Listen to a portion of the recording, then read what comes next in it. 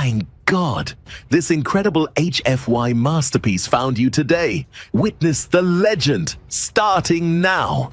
So there's this place called Station Omega 7, right? It's basically the universe's biggest shopping mall for things that go boom. Every year, the Galactic Council hosts the Intergalactic Arms Expo, and every species with a chip on their shoulder and something to prove shows up waving their latest doomsday device around like it's a participation trophy. This year was no different, except for one tiny detail. Humanity showed up. Now, humans had only been part of the galactic community for about 5 years, which in cosmic terms is like showing up to a family reunion where everyone else has known each other for millennia. We were the new kids, the barely evolved apes who'd figured out faster than light travel by sheer stubbornness and an alarming amount of duct tape. Enter Jake Reeves, engineer extraordinaire from Earth's Colonial Defense Force, currently standing in booth 17B, sandwiched between a Kralaxian particle beam vendor and a Zephyrite gravity mine salesman.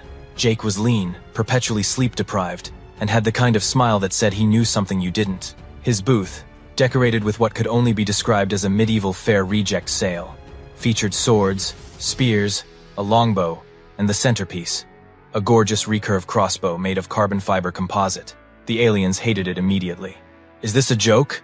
Commander Thrautix bellowed, his reptilian scales turning a deeper shade of purple, which Jake had learned meant either anger or indigestion. Thrautix was a Vextorian, 7 feet of muscle and military medals, with a face that looked like someone had tried to make a dragon but gave up halfway through. "You bring medieval weapons to a military arms expo?"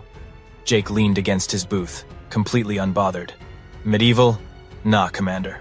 Renaissance era, actually. There's a difference. The crossbow wasn't perfected until the 1400s, which technically makes it early modern period weaponry." Thrautix's eye twitched. "It's wood and string, carbon fiber and synthetic polymer cables. But sure, close enough." That's when Pip showed up. Pip was what humans affectionately called a flying spaghetti monster, though the official designation was Tentaculi minimus. He was about the size of a basketball, with 8 wiggly tentacles, 2 huge curious eyes, and a translator box that made him sound like he'd been sucking helium. He floated over to Jake's booth, genuinely fascinated.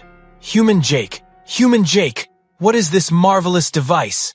Pip's tentacles waved at the crossbow like a kid pointing at candy. "That, my gelatinous friend, is a crossbow. Humans used these to hunt, fight wars, and generally solve problems before we invented gunpowder." "Before gunpowder?" Thrautix laughed, a sound like rocks in a garbage disposal. "You're showcasing weapons from before you even had proper explosives? What's next? Sharpened sticks? Angry thoughts?" A small crowd of alien arms dealers had gathered now, all sharing Thrautix's amusement.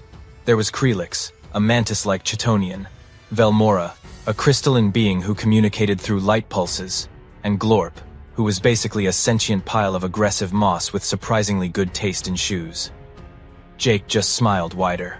"You know what's funny about you advanced species? You all forgot something really important." "And what's that?" "Primitive." Thrautix sneered. That simple usually means reliable. Thrautix's scales rippled with what Jake was now certain was pure annoyance. The commander stepped closer, towering over Jake's booth, his breath smelling like burnt copper and regret. "Reliable? Reliable? I have conquered 47 star systems with Vextorian military technology. Our weapons can crack planets. Our rifles fire ionized antimatter. Our grenades create miniature black holes." He jabbed a clawed finger at Jake's crossbow. "That toy couldn't crack an egg." Pip's tentacles curled nervously. "Commander, perhaps we should respect all cultural approaches. To defensive technology, silence, microbe." Thrautix turned back to the growing crowd. "I'll tell you what, human. Since you're so confident in your wooden relics, let's have a demonstration. Right here, right now.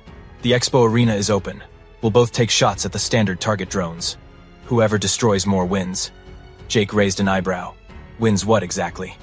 "Respect, credibility, and the primary defense contract with the Galactic Council, worth approximately 40 million credits." Thrautix's smile was all teeth. "Unless you're afraid?" The crowd murmured with excitement. Nothing spiced up an arms expo like public humiliation. Jake scratched his chin, pretending to think about it. "Sure, why not? I've got time before lunch."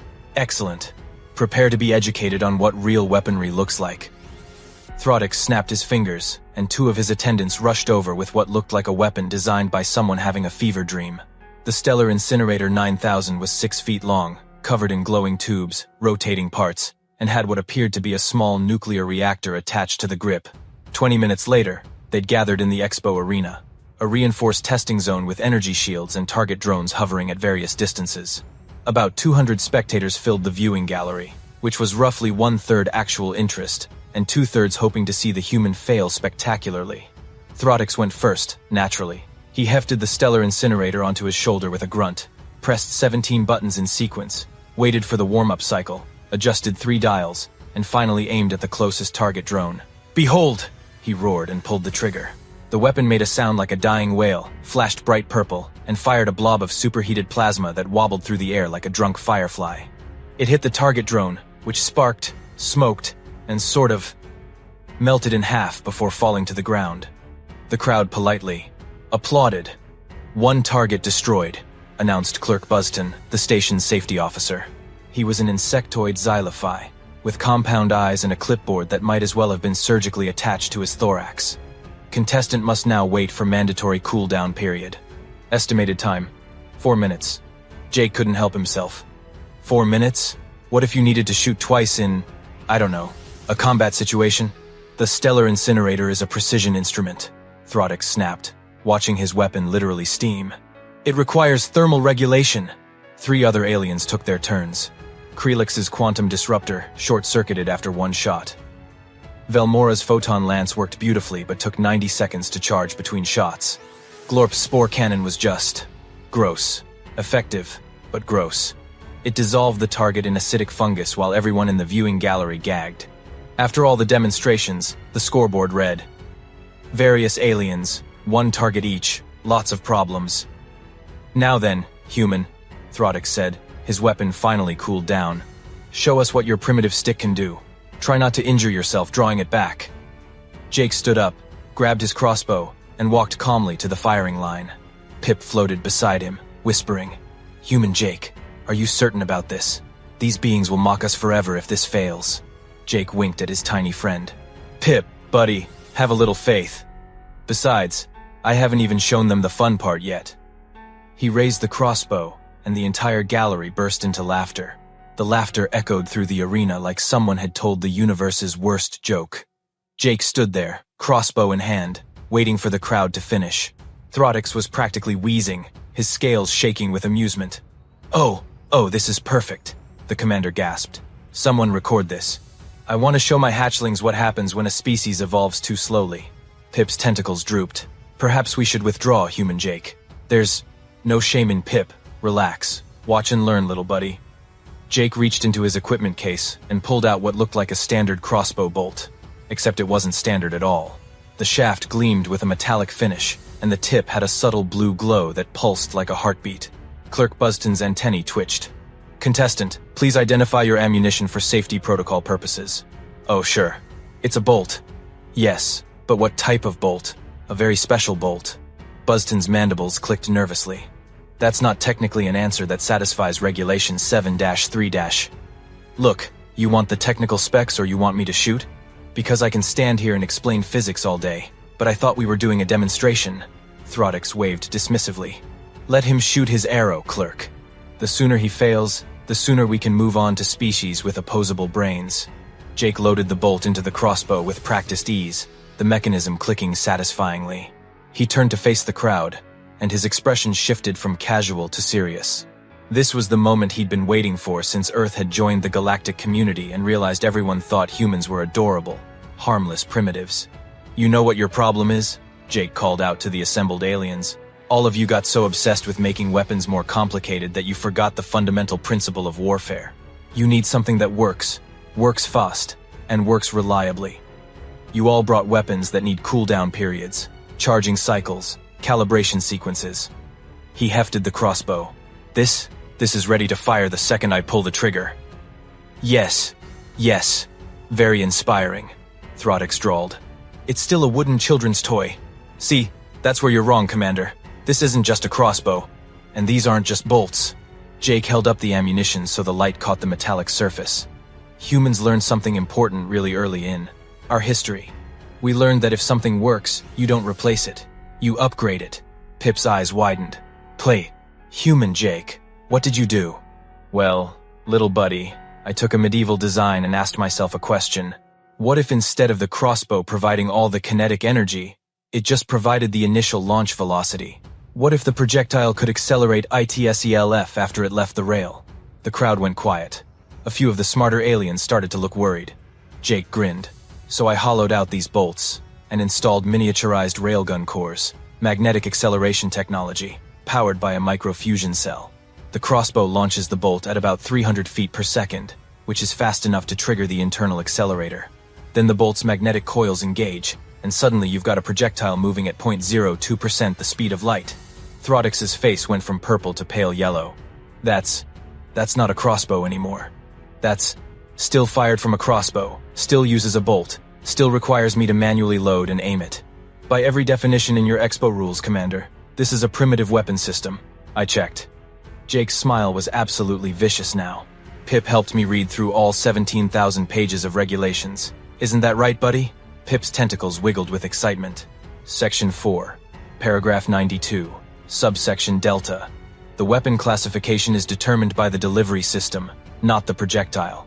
Human Jake is technically correct, which according to my research is the best kind of correct. You can't seriously, Throdix started. Oh, I seriously can. Jake turned toward the target range, where 5 drones hovered at increasing distances. He raised the crossbow, settled the stock against his shoulder, and took aim at the farthest target, a good 300 yards away. For the record, Jake said calmly, humans also learned something else important.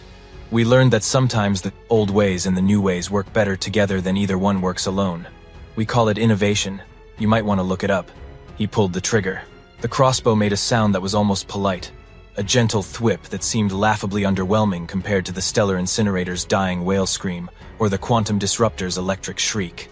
The bolt left the rail, and for about half a second, the entire gallery started laughing again. Then physics got involved. The magnetic coils inside the bolt engaged with a sound like reality being unzipped.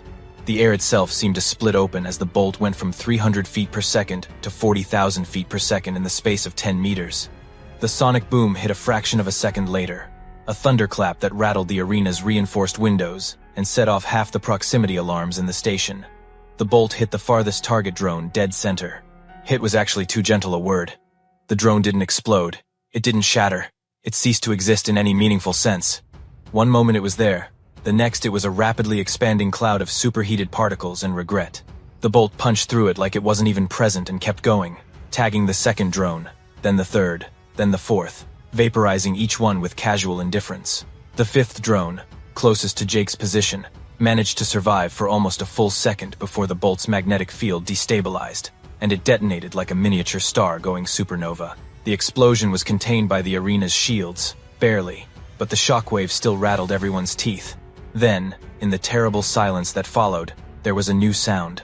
A hissing, groaning, metallic complaint. Jake looked up just in time to see the bolt, what was left of it, had punched clean through the arena's rear wall, through the reinforced ablative armor plating, and out into the corridor beyond. Atmosphere was screaming out through a hole roughly the size of a grapefruit. Emergency klaxons started wailing. Red lights flashed. Somewhere, a mechanical voice announced, "Hull breach detected. Hull breach detected. Please remain calm and proceed to your nearest panic station." Clerk Buston dropped his clipboard. The viewing gallery sat in absolute stunned silence, except for Pip, who was doing excited loop-de-loops in the air, his tentacles flailing with joy.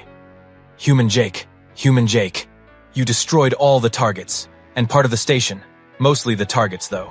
Jake lowered the crossbow, trying very hard not to look smug and failing completely.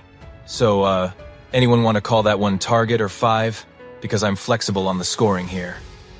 Throdix's mouth was hanging open, his forked tongue dangling out like a broken necktie. His scales had gone completely white, which Jake figured was the Vexistorian equivalent of a blue screen of death. "That's... you just..." Throdix stammered, pointing at the hole in the wall where maintenance drones were already swarming with emergency sealant. "You violated at least 40 safety protocols." Did I, though? The arena's shields contained most of it. The wall thing was just unfortunate trajectory. Jake ejected the crossbow's string tension with a casual lever pull, safing the weapon. Besides, you wanted a demonstration of effectiveness. 5 targets, 1 shot.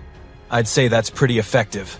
Clerk Buston had retrieved his clipboard and was scribbling furiously. his compound eyes twitching in what might have been an insectoid panic attack. Property damage, atmospheric breach, unauthorized relativistic weapons discharge, causing mass hysteria, 17 counts of exceeding recommended decibel levels. But I didn't break any rules, right? Jake interrupted, walking over to the safety officer. I mean, my weapon is classified as primitive according to Section 4, Paragraph 92, Subsection Delta. Pip checked. He did check, Pip confirmed, floating over. Human Jake followed all the rules. Technically. Buzzton's antennae were vibrating so fast they were humming. Technically, you turned a medieval siege weapon into a relativistic kinetic kill vehicle and fired it inside a populated station. A lightly populated testing arena with appropriate safety shields, Jake corrected. Which held up great, by the way. You guys do good work on the shielding. Really top-notch. The crowd was starting to recover from their shock, and the murmuring began. Alien weapons dealers were pulling out their communication devices, frantically making calls. Several were staring at Jake like he'd just sprouted a second head. Glorp, the moss creature, was literally smoking with what might have been fear or possibly just spontaneous combustion. It was hard to tell with Glorp.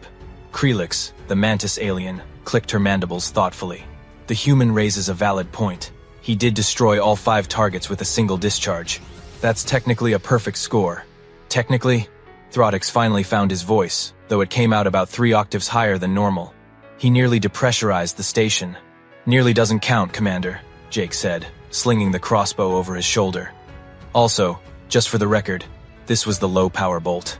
I've got some experimental heavy ammunition back at my booth that I'm pretty sure violates several laws of thermodynamics. Didn't bring those because, you know, first impressions and all. Pip gasped. Oh, buddy, so much bigger. Throdix looked like he might have an aneurysm. Throdix's scales were cycling through colors like a mood ring having an existential crisis. Purple to yellow to a kind of sickly green that suggested his internal organs were reconsidering their life choices. He pointed a trembling claw at Jake, his voice rising to a pitch that probably scared small animals on nearby planets. Cheating! This is blatant, obvious, flagrant cheating. Jake blinked. Cheating how exactly? You modified the ammunition. You put advanced technology inside a primitive weapon. That's not a crossbow anymore. That's a war crime waiting to happen. Actually, Pip chimed in helpfully, floating between them. The Expo rules are very specific about this, Commander. Section 4, Paragraph 92, Subsection Delta. Clause 3 clearly states that weapon classification is determined by the mechanical delivery system and firing mechanism, not by the projectile composition. As long as the crossbow itself remains mechanically primitive, the ammunition can be anything the contestant desires. Throdix whirled on the tiny alien. You helped him with this? I helped him understand the rules. That's called research, Commander. Perhaps you should try it sometime instead of just assuming your overpriced plasma dispensers are the peak of military evolution. Pip's tentacles were waving indignantly, which made him look like an angry car wash. The crowd was getting larger now. Word had spread through the station faster than the laws of relativity should have allowed, and aliens from every corner of the expo were cramming into the viewing gallery. Some were taking holographic recordings. Others were placing what looked suspiciously like bets. Velmora, the crystalline being, pulsed with light that Pip's translator helpfully converted to speech. The small one makes a compelling argument. The human did follow the technical specifications of the competition. Perhaps we should accept that our assumptions about primitive weaponry were incomplete. Incomplete? Throdix was practically frothing now. The human turned a children's toy into a relativistic kill vehicle. That's not incomplete understanding. That's psychological warfare. Is it though? Jake leaned against the arena railing, enjoying this way too much. I mean, your stellar incinerator needed 4 minutes to cool down between shots. My crossbow? I can reload. In about 5 seconds. Let me show you. He reached into his equipment case and pulled out another bolt, this one with a red glow instead of blue. The crowd collectively took a step back. Clerk Buzzton's clipboard actually burst into flames in his hands, which seemed physically impossible but somehow appropriate.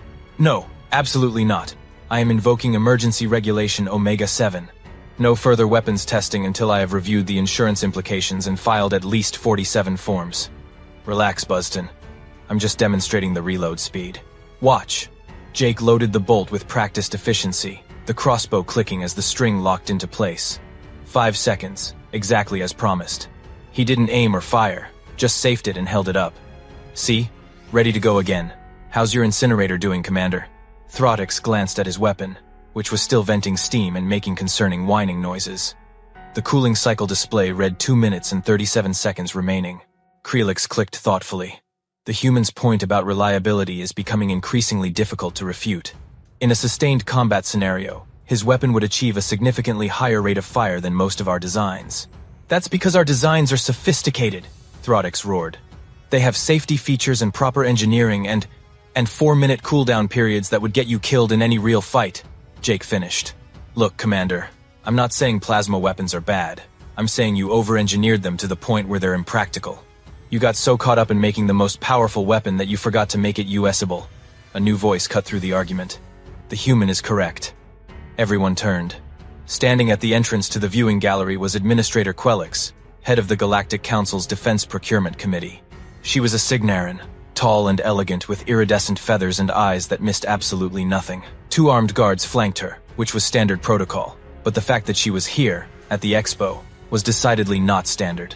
Throdix immediately snapped to attention. Administrator, I was just explaining to this human that his weapon violates the spirit of innovation? Quelix glided forward, her feathers catching the light. The spirit of practical military application? Or perhaps the spirit of embarrassing a Vextorian commander in front of his peers? Throdix's scales went completely white again. Quelix approached Jake's position, examining the crossbow with genuine interest. I've been watching your demonstration, Mr. Reeves. The Council has been watching, actually. We've had concerns about the current state of galactic military technology for some time now. Too expensive, too complicated, too prone to failure in field conditions. See, the Administrator gets it, Jake said. However, Quelix continued, her tone sharpening, you did just punch a hole in a populated station. That's not ideal. In my defense, the arena was supposed to contain shots up to classified threat level 7. My bolt was maybe a level 5. Your contractor might have cut some corners on the back wall. Clerk Buston made a strangled noise. The back wall was triple reinforced ablative armor plating. Might want to go for quadruple next time. Several aliens in the crowd were now furiously taking notes. Jake noticed more than a few weapons manufacturers looking at their own designs with newfound suspicion, like they'd just realized their children were disappointing. Glorp, the moss creature, burbled something that the translator rendered as, "Does the human take apprentices?" asking for a friend who is definitely me. Throdix wasn't done fighting. Administrator, you cannot seriously be considering giving the primary defense contract to a species that's been spacefaring for less than a decade. They barely understand quantum mechanics. They think duct tape is an acceptable repair solution. It is an acceptable repair solution, Jake protested. We've got space stations held together with the stuff. Works great. That's terrifying, not impressive. Why can't it be both? Quelix raised a hand, silencing them. Commander Throdix, your stellar incinerator costs 400,000 credits per unit, requires a specialized maintenance team, and has a 43% failure rate in combat conditions according to field reports.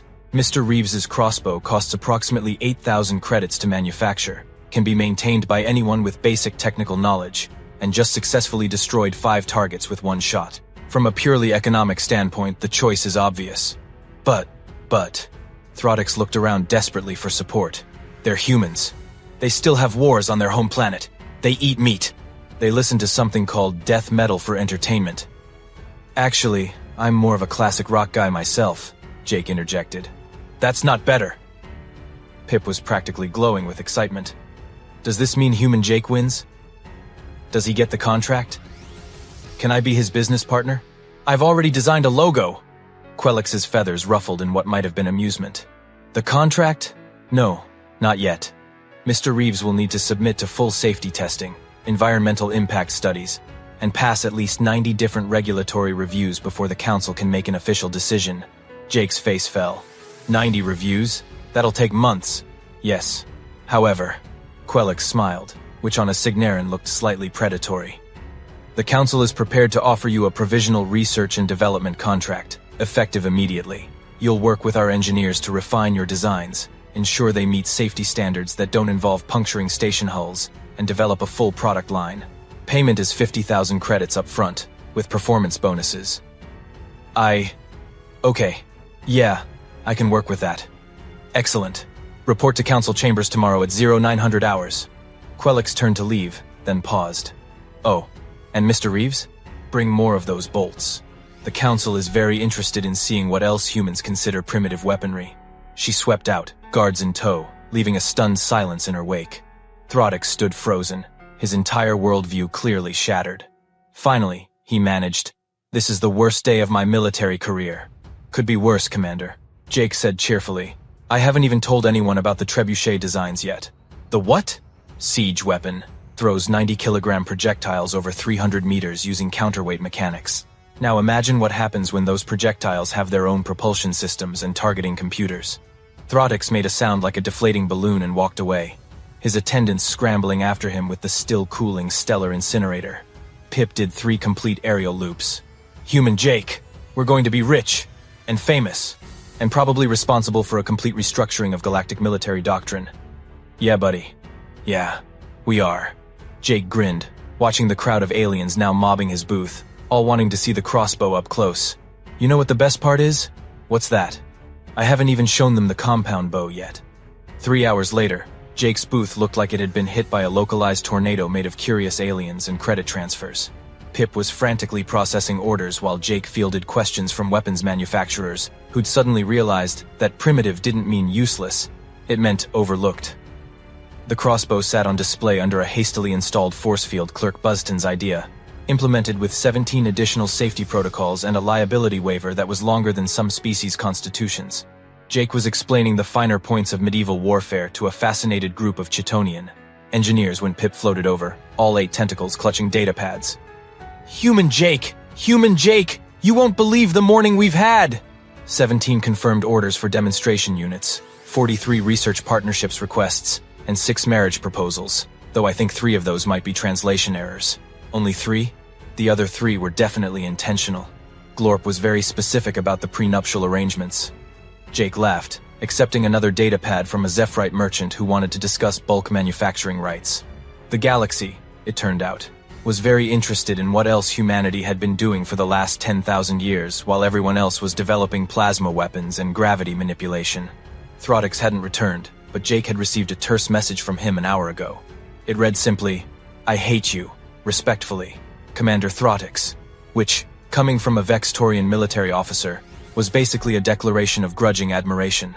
As the crowd finally started to thin station, time was approaching evening cycle, and even arms dealers needed sleep. Jake sat down on his equipment case and pulled out his personal datapad. Pip settled onto his shoulder, exhausted but happy. "We did good today, didn't we, Human Jake?" "We did great, little buddy. You know what this means, right?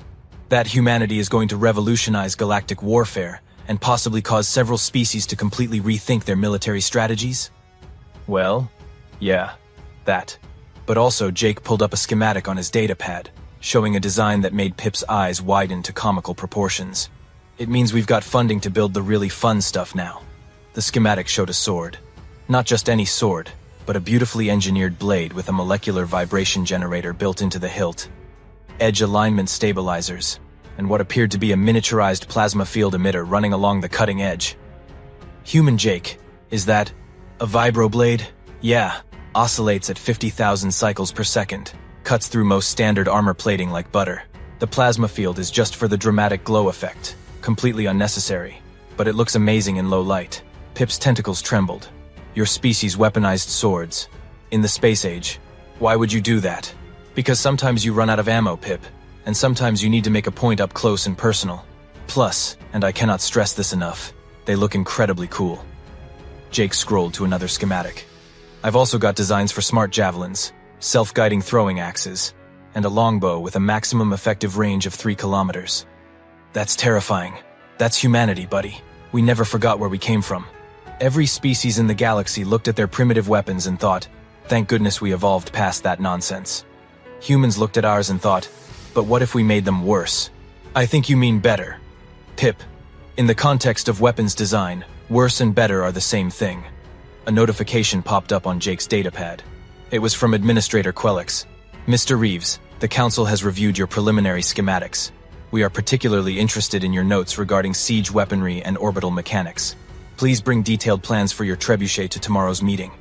Also, please confirm that your species has not, in fact, already weaponized catapults for space combat. The Council needs to know for insurance purposes." Jake grinned and started typing a response. Administrator, I'm pleased to report that we haven't weaponized catapults for space combat. Yet. However, I do have some interesting thoughts about mass drivers and Newton's third law that I'd love to discuss. See you tomorrow. Jake Reeves, professional primitive. He hit send and leaned back, watching the last few stragglers examine his booth. A group of young Kralaxian military cadets were staring at the crossbow with the kind of reverence usually reserved for religious artifacts. Pip giggled, a sound like bubbles popping. Human Jake, I just realized something. Your species joined the Galactic Council 5 years ago, and in that time, you've barely made any waves. Everyone thought humans were just going to quietly integrate and follow everyone else's lead. And today you showed the entire galaxy that humanity's been sitting on 10,000 years of creative violence that nobody else even considered. You've basically announced that Earth is entering the arms industry with a back catalog that makes everyone else's technology look overcomplicated and expensive. Yeah, that's a pretty good summary. The other species are going to be so worried about what else you've been hiding. Jake's grin turned absolutely wicked. Good. Let them worry. Maybe next year I'll bring the flamethrower. The what? Ancient human weapon. Throws fire. Very simple, very effective, very terrifying. We used them in wars for centuries before we even left the planet. Pip's tentacles went limp. Your species weaponized fire? Fire was a weapon? Pip, buddy. Humanity weaponized literally everything. Rocks, sticks, water pressure, sound waves, light, darkness, biological agents, weather patterns, psychology, and in one notable case during the 21st century, a frozen chicken launched from a compressed air cannon to test aircraft windshields. Why would you test windshields with frozen chickens? To make sure they could survive bird strikes during flight. Except someone forgot to thaw the chicken first, and it went through the windshield like a missile. Very embarrassing. Also very funny. I don't understand your species at all. Nobody does, Pip. That's what makes us special. Jake stood up, stretching. Come on, let's close up the booth. Big day tomorrow, and I need to finish the trebuchet calculations. I'm thinking we mount it on a rotating platform with gyroscopic stabilization, use quantum lock targeting for precision, and load it with self-guided projectiles that can adjust trajectory mid-flight. That's not a trebuchet anymore. That's a planetary bombardment system. It's a trebuchet with ambition, Pip. There's a difference. Jake started packing up his equipment, carefully securing the crossbow in its case. You know what the best part about all this is? What? This is just the beginning. Earth's got thousands of years of warfare history, and we documented everything. Swords, spears, maces, flails, war hammers, battering rams, siege towers, Greek fire, crossbows, longbows, composite bows, boomerangs that actually come back, weighted chains, kusarigama, kunai, shuriken, chakram, and that's just the stuff from before we invented gunpowder. Pip made a whimpering sound. How is your species not extinct? Honestly, we've been asking ourselves that question for millennia. Best guess? We're too stubborn to die and too creative to stop finding new ways to be dangerous. Jake sealed the last equipment case and looked around the expo hall. The galaxy's about to learn something important, Pip. What's that? That when humans said we came in peace, we meant it. But we never said we came unarmed. Pip laughed, a sound of pure joy mixed with existential terror. I can't wait to see what happens next. Stick with me, buddy. We're going to make history. Or possibly violate several weapons treaties. Why not both? They left the expo hall together. Jake carrying his cases of primitive weaponry and Pip floating beside him, already designing marketing materials for their new business venture. Ancient Earth Arsenal, where old school meets new school, and everything in between gets destroyed. Behind them, station maintenance was still working on patching the hole in the arena wall. It would take 3 days, 17 repair drones, and a complete replacement of the rear bulkhead section. The patch crew chief, a grizzled, Vextorian engineer, stared at the damage and shook his head. Humans, he muttered. 5 years in the galactic community and they're already changing everything. His assistant, younger and less experienced, looked confused. Is that bad? The crew chief thought about it for a long moment, watching Jake and Pip disappear around the corner, already planning their next impossible weapon. Ask me again in 5 years, kid. If we're still alive, I'll let you know.